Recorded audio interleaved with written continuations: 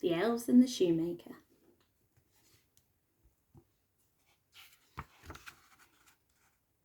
Once upon a time, there lived a shoemaker and his wife. The man was a good shoemaker and he worked hard, yet he and his wife were very poor. As time went on, they grew poorer and poorer. At last, the day came when all the shoemaker had left was one piece of leather. It would make only one pair of shoes. That evening, before he went to bed, the shoemaker cut out a pair of shoes from the leather. Then he left them on his workbench, all ready for him to sew the next morning. As they were going upstairs to bed that night, the shoemaker spoke sadly to his wife. "I have used my last piece of leather," he said. "I have cut out one pair of shoes. Tomorrow I will sew them. When they are sold, I do not know what will become of us." The next morning, the shoemaker got up early and went into his workshop, ready to make the shoes. On his bench, instead of the leather he'd cut out, he found a pair of shoes, already made. He was astonished and did not know what to think.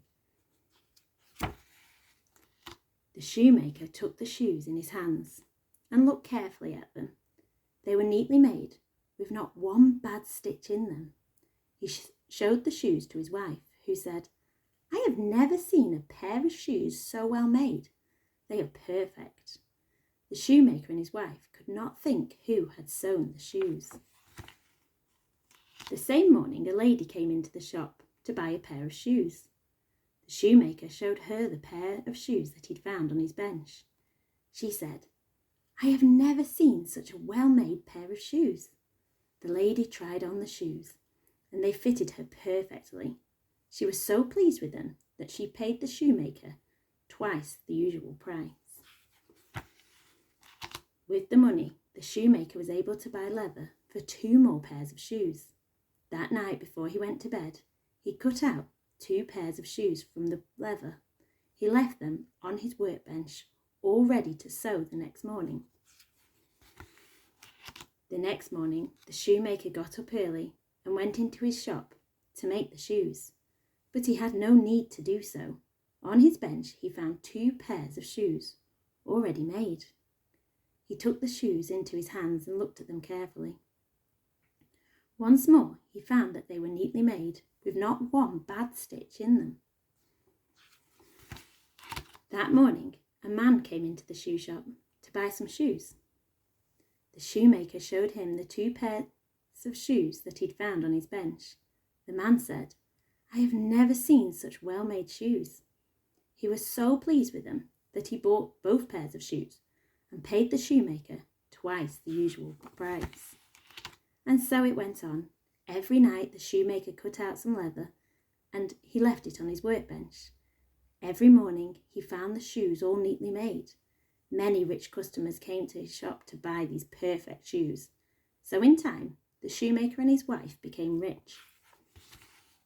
One evening, not long before Christmas, when the shoemaker had finished cutting out shoes, he said to his wife, "We still do not know who sews the shoes for us. Shall we stay up tonight to see who it is that helps us?" His wife thought that this was a very good idea, so she lit a candle and they went into the workshop. They hid themselves in a corner of the room. Then the shoemaker and his wife waited and watched to see what would happen. For a long time, nothing happened. Then, just as the clock struck midnight, the door of the workshop opened quietly. In came 2 tiny elves. They were dressed in old clothes, and their feet were bare. They did not see the shoemaker and his wife, who were hiding in the corner watching them. The elves jumped onto the workbench and took up the shoes that were cut. They began to stitch and sew and hammer. They worked so neatly and so quickly that the shoemaker could hardly believe his eyes. The elves did not stop for a moment until all the cut-out shoes were finished. Then they ran away quickly.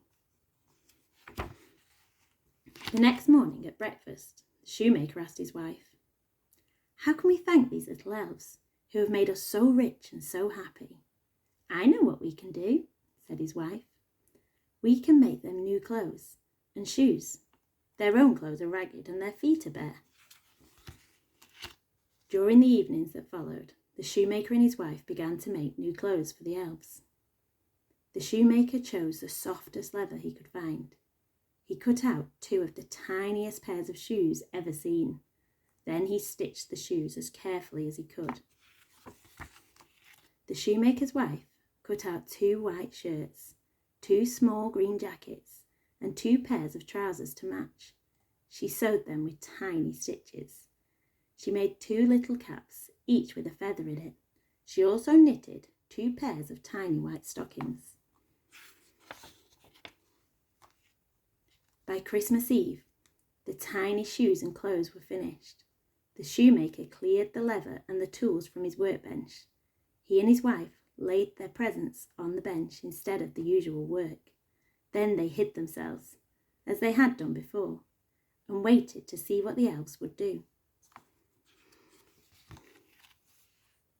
Just as the clock struck midnight, the door opened quietly as before.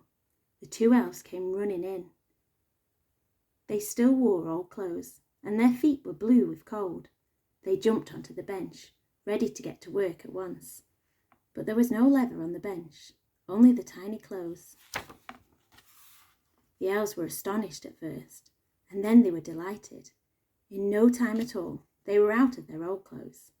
Then they dressed themselves in the beautiful new clothes, the green jackets and trousers, the white shirts and stockings, the soft leather shoes, and the little caps with the feathers that nodded as they laughed.